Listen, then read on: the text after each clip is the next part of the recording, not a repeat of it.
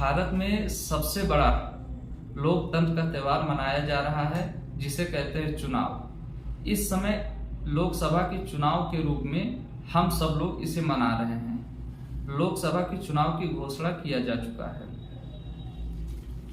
घोषणा कौन करता है? चुनाव आयोग। अब घोषणा तो किया जा चुका है, इसके लिए कुछ नियम होते हैं जिसका पालन करना किसी राजनीतिक पार्टी या कोई उम्मीदवार हो उसकी विवेकता, उसकी नैतिकता पे निर्भर करता है। जैसे ये आदर्श आचार संहिता इसलिए बनाया गया है जिससे स्वतंत्र और निष्पक्ष चुनाव कंडक्ट कराया जा सके। ये आदर्श आचार संहिता जब चुनाव की घोषणा हो जाती है और जब तक उसका रिजल्ट नहीं आ जाता तब तक ये संहिता लागू रहता है। जब ये लागू हो जाता है उस बीच कोई भी राजनीतिक पार्टी का उम्मीदवार या कोई राजनीतिक पार्टी अपने भाषण में ऐसे शब्द का प्रयोग नहीं कर सकती जिससे किसी अन्य उम्मीदवार या किसी व्यक्ति को ठेस पहुंचे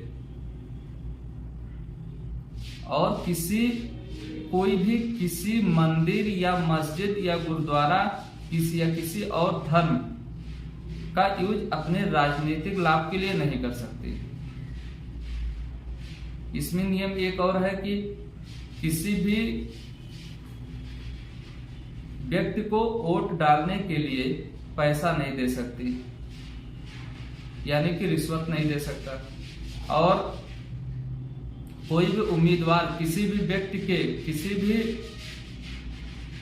पर्सन के घर पे, दीवार पे या कहीं पर अपने पोस्टर नहीं चिपका सकती। सरकार का पैसा, कोई भी सत्तारूढ़ पार्टी सरकार का पैसा अपने चुनावी लाभ के लिए नहीं यूज कर सकती। अब क्या ये जो नियम बनाए गए हैं क्या ये इन सब पे बाध्यकारी हैं?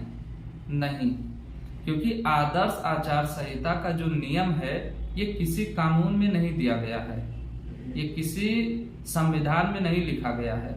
अगर इसका उल्लंघन कोई भी राजनीतिक पार्टी उम्मीदवार करता है तो उसे सजा नहीं हो सकती, क्योंकि ये किसी कानून में नहीं लिखा है या किसी संविधान या इसका कोई स्टैट्यूटरी राइट नहीं है, कोई स्टैट्यूटरी लॉ नहीं है। ये उनकी विवेकता पर निर्भर करता है कि उनको क्या सजा दिया जाए। सजा के रूप में ये नहीं कि उनको जेल भेजा जाए। इसीलिए आदर्श आचार संहिता के आगे आदर्श लगा दिया गया। ये उनके यानी उम्मीदवार के विवेक पे डिपेंड करता है, वो कोई ऐसा काम ना करे जो लोकतंत्र के मेला में किसी प्रकार का कोई दिक्कत आए। Thank you.